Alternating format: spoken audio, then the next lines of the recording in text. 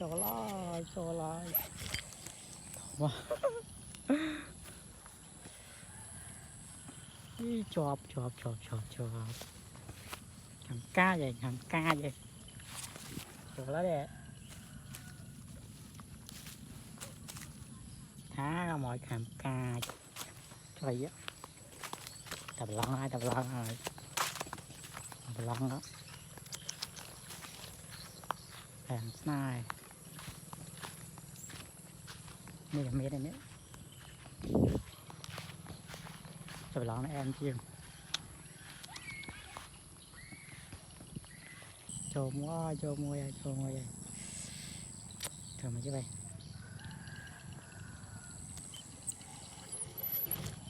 dạ cho lại wow. chọp thằng ca vậy cho nó đẹp thá ra mọi thằng ca không lá bên mây này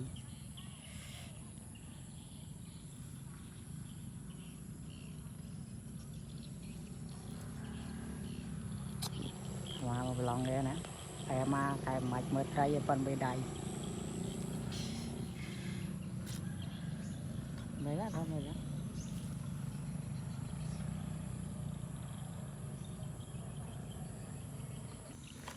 thì thông bay dần nhiều thông lăng thông tao ơi tao với nhau lực thầy thông bay rồi